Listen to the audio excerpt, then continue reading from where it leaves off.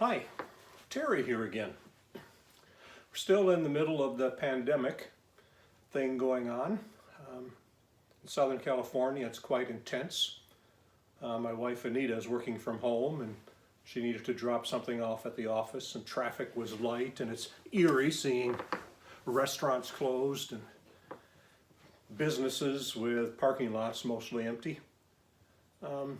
But I've been thinking about a statement I heard several times in the last week or two, and that is people can't wait to get back to normal.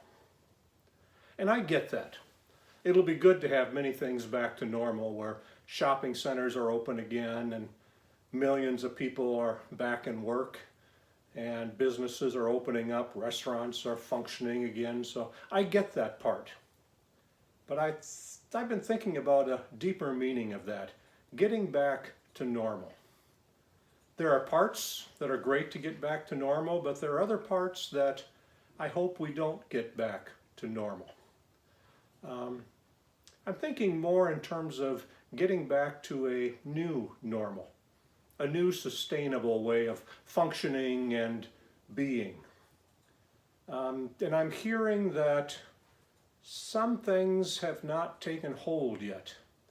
I'm still hearing a lot of partisan politics. I'm hearing a lot of exaggeration, selfishness that's going on underneath. But I'm also hearing some emerging, maybe new normals.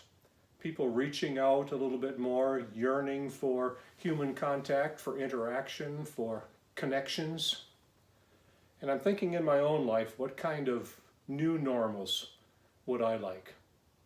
What would I like to get back to? What would I like to morph? So one of the changes and differences in language that I'm thinking about is this an interruption or a suspension of normal, that everything stops, pauses for a while, and that at the end, once the pandemic is under control, or however long that takes, that things will kind of pick up where they left off, just as they were?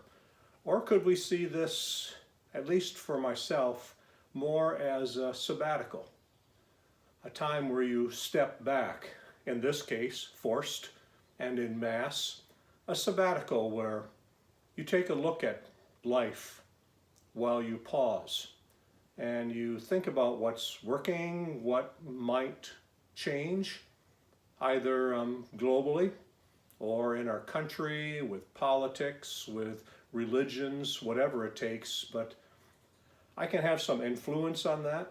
I can have some hopes. But in my own life, there I have more options. What are some things that I might like to change in my own life? It might be as simple as saying, hey, we're learning to cook. we don't need to eat out as much as we did before. That maybe cooking a meal and eating at home is something that's very nice.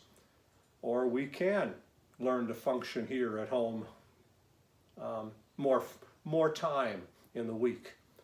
So what are some changes for me? Or once I'm allowed to make contact again with people, maybe the new normal will include calling more people and say, hey, you want to get together for dinner? Come on over, or let's meet at a coffee shop and talk for a while. So yeah, maybe asking what parts of the normal do we want to get back to? How would we love to see a new normal? And maybe even what parts of moving forward would we say, let's make this part of abnormal part of the new normal? So I'm thinking about that. Get back to normal? Much truth in that.